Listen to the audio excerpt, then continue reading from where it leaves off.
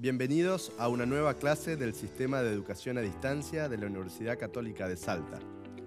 En esta clase de Derecho Constitucional del Poder veremos el tema Decretos de Necesidad y Urgencia.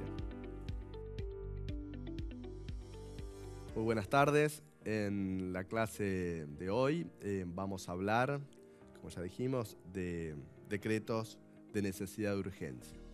Este es un tema de enorme importancia, sobre todo porque en los últimos años, por distintas cuestiones, en el país hemos estado viviendo un estado de emergencia permanente y los decretos justamente de este tipo, los decretos de necesidad de urgencia, han tenido una preponderancia, una recurrencia mayor, dada la excepcionalidad del tiempo que estamos viviendo.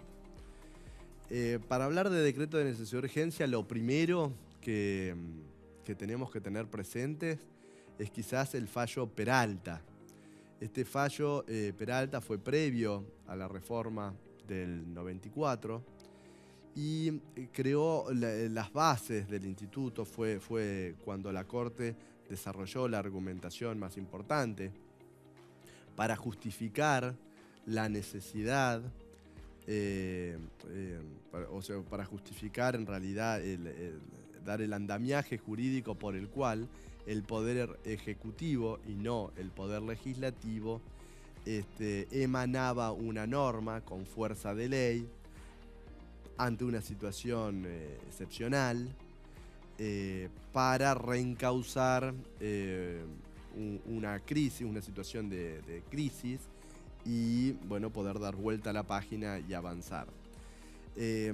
Desarrolló muchos argumentos. Esos argumentos llenaron un poco de temor en los ámbitos académicos y en los ámbitos políticos, dada la llave que le estaban dando los jueces de la Corte al Poder Ejecutivo para sancionar este tipo de normas. Yo les voy a leer un par de los argumentos desarrollados en Peralta, pero de todas maneras tengan presente que en el año 94, con la reforma de la Constitución, se quiso justamente de alguna manera poner un límite a esta innovación que ya venía históricamente en Argentina dándose, pero bueno, a partir del fallo Peralta logra una magnitud y una trascendencia mayor y se transformó en un vehículo utilizado por el Poder Ejecutivo para destrabar situaciones que rivalizaban con los principios de división de poderes y con las potestades propias del Poder Legislativo para emanar normas de nivel legal, ¿no? Pero bueno, entonces les cuento estos argumentos desarrollados en Peralta. Peralta es un fallo extenso, pero sumamente interesante. Desde la cátedra recomendamos su lectura, porque si bien quedó desactualizado en muchos aspectos, su lectura permite comprender en alguna manera cómo se llega a los lineamientos del artículo 99, inciso 3, cuando justamente trata el caso de los decretos de necesidad de urgencia, ya consagrándolos en la Constitución Nacional. Aquí recuerden entonces el trasfondo de Peralta es una situación de crisis. Había hiperinflación y el Estado de alguna manera bloqueó la devolución de plata que la gente tenía, le dio un bono en vez de darle la plata que tenían. Y eso lo hizo no a través de una ley, sino a través de un decreto. Bueno, y acá entonces la Corte, justificando ante este escenario de crisis, que la crisis después fue quedando atrás, afortunadamente, desarrolló ciertos principios que ahora les leo un par. Aquí, por ejemplo, se dice: tal división, está hablando de la división de poderes, no debe interpretarse en términos que equivalgan al desmembramiento del Estado, de modo que cada uno de sus departamentos actúe aisladamente, en detrimento de la unidad nacional, a la que interesa no solo la integración de las provincias de la nación, sino también el armonioso desenvolvimiento de los poderes nacionales. Los que han sido medios para asegurar la vigencia del sistema republicano no puede convertirse, por una interpretación que extreme sus consecuencias, en un instrumento que haga, por una parte, inviable aquel sistema, al conducir a la fragmentación aludida del Estado, y por otra conduzca a una concentración que, no por centrarse en 3 polos y no en uno, dejaría de tener los caracteres que el constituyente argentino quiso evitar, asimilando para ello doctrinas ya elaboradas y probadas por los pueblos. Es función del presidente la administración general del país. Coadyuvan a que el presidente, cuyas funciones le impone el concreto aseguramiento de la paz y el orden social, seriamente amenazados en el caso, debe adoptar la decisión de elegir las medidas que indispensablemente aquella realidad reclama con urgencia impostergable. Es decir, el poder ejecutivo, que en principio no tiene facultades legislativas, ante la crisis y ante este principio de que, el presidente tiene que velar por la administración general del país, tome cartas en el asunto y emane una norma con carácter de ley para, justamente para asegurar la paz y el orden social ante una situación de extrema gravedad y crisis como la que se vivía. Esta Corte había reconocido ya hace tiempo la existencia de problemas que, como el que es materia de la disposición cuestionada, demandan una particular celeridad a fin de no frustrar su función frente a procesos comúnmente rápidos y difícilmente controlables, cuyo remedio requiere el conocimiento de datos o factores acerca de los cuales es natural que la autoridad administrativa posea aún más completa información, obtenida merced a su contacto cotidiano e inmediato con la realidad económica y social del país. Acá lo que está diciendo es: las papas están quemando, no podemos dejar al Congreso que se ponga a discutir todos los pormenores de la situación de crisis. Démosle la facultad al Poder Ejecutivo, que a fin de cuentas cuenta con un Ministerio de Economía, en este caso, un Ministerio de Salud, podríamos decir, en temas en el marco de la pandemia, y que a través de un decreto, encauce la situación. Eso es lo que se está diciendo acá en estos argumentos, ¿no? Lo que se está diciendo es, vamos por una vía eficaz y concreta. No, el Poder Legislativo de alguna manera es un freno, porque es la apertura del debate, es la búsqueda del consenso, y acá lo que están diciendo es: la situación es tan apremiante que no nos podemos dar el lujo de debatir, y adelante con el Poder Ejecutivo. Por eso mismo fue tan sensible y provocó tal, sacudida dentro del sistema republicano, tanto para los académicos como para los políticos, porque dice, con esta excusa en un país de permanente crisis, se le da vía libre al Poder Ejecutivo para que gobierne, haga y deshaga, y el Congreso se termina transformando en una escribanía y no en el ámbito de discusión de los representantes de las provincias o del pueblo de la nación, para ir buscando, a través de las leyes que se van sancionando, la solución a los distintos problemas.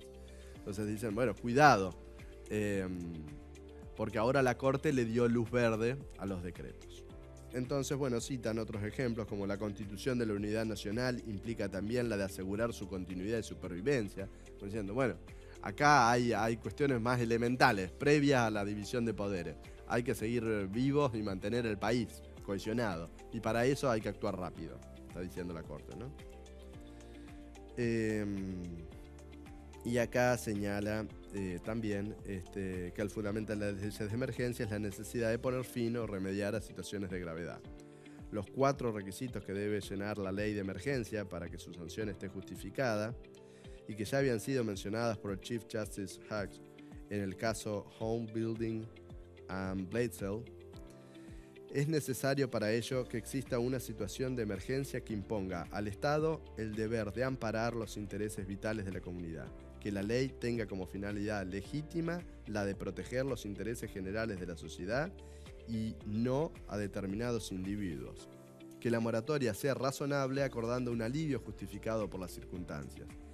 Que su duración sea temporal y limitada al plazo indispensable para que desaparezcan las causas que hicieron necesaria la moratoria.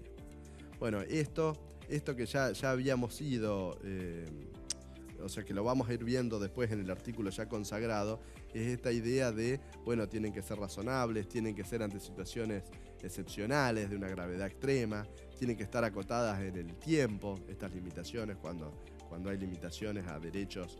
En este fallo se trataba del derecho de la propiedad, cómo se hacía esa limitación. Y va desarrollando también otros argumentos que permiten ver cómo juega estos institutos, como el de decreto de necesidad de urgencia, cómo juega con, por ejemplo, la propiedad privada, ¿no? Y con este poder de policía del que estábamos hablando en otra ocasión. Su restricción debe ser razonable, limitada en el tiempo, un remedio y no una mutación, en la sustancia o esencia del derecho adquirido por sentencia o contrato, y está sometida al control jurisdiccional de constitucionalidad, toda vez que la situación de emergencia, a diferencia del estado de sitio, no suspende las garantías constitucionales. O sea, acá estamos diciendo, bueno, está todo mal el país se está quemando. Pero bueno, las garantías constitucionales están, o sea, la protección a la libertad, la protección a la propiedad, la protección al ejercicio del comercio, esos derechos están y se mantienen a pesar de la crisis.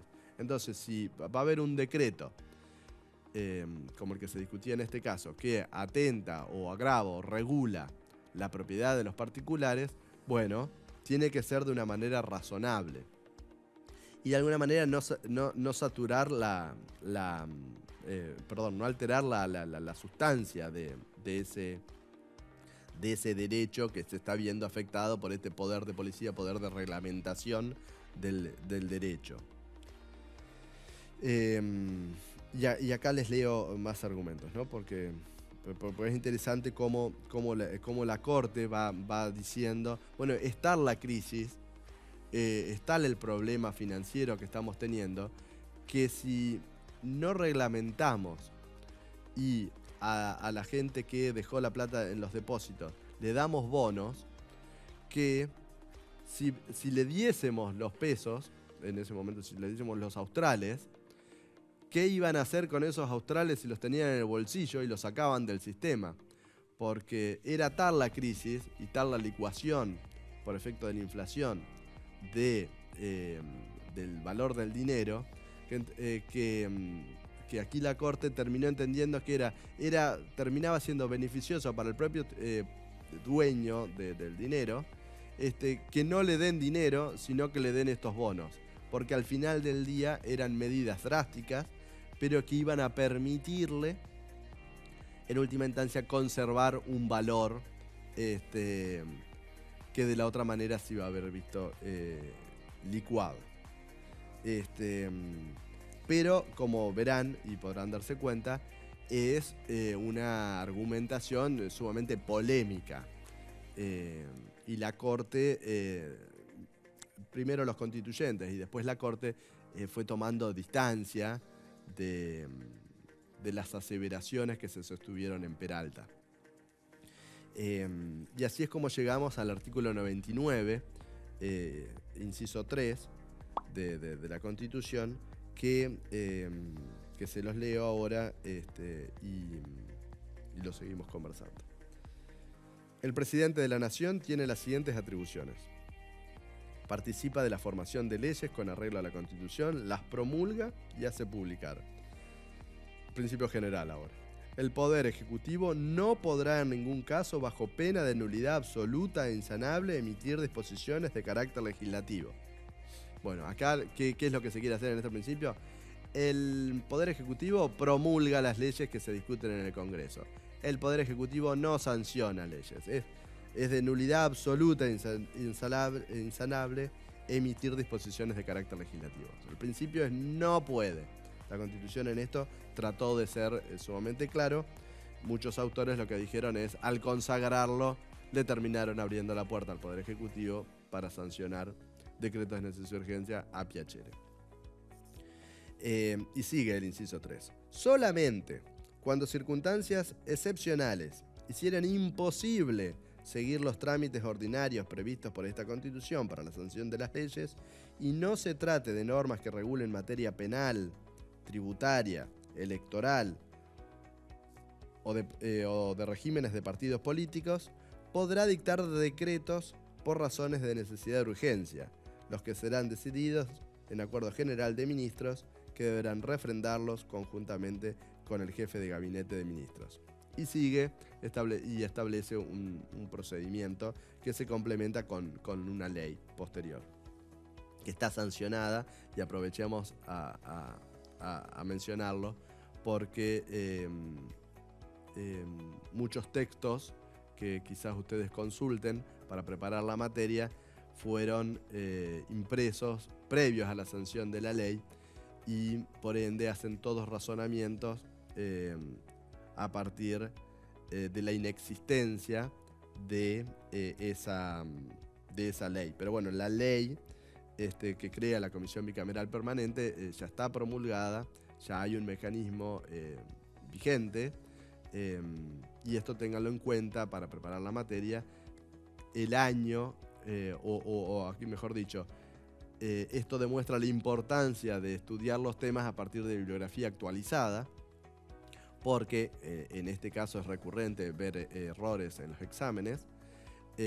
Prepararon la materia con bibliografía desactualizada y todavía hablan de esa ley que se va a crear, ley que ya está sancionada.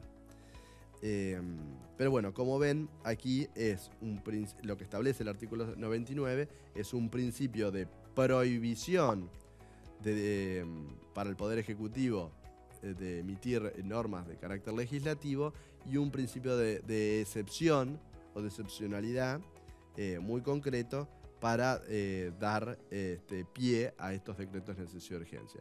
Y expresamente prohíbe 4 materias, que son los de materia penal, los de materia tributaria, electoral y de regímenes políticos. La cuestión penal, ¿por qué la prohíbe? La prohíbe porque las leyes, o se ha entendido pacíficamente en Argentina y en otros países, que las cuestiones penales no pueden ser decididas por el Poder Ejecutivo, donde el Poder Ejecutivo podría dictar leyes bajando penas o aumentando penas para beneficiar a gente allegada a su fuerza política o no. Pero lo que dicen, en última instancia los teóricos, es la materia penal tiene que ser debatida en el ámbito del Congreso, ¿no? No puede ser ni incluso en tiempos de crisis discutida o sancionada a través del Poder Ejecutivo, de un decreto unilateral del presidente, ¿no? Más allá de la participación de los ministros, del jefe de gabinete en el decreto, lo cierto es que sería una decisión unilateral y no de una decisión colectiva.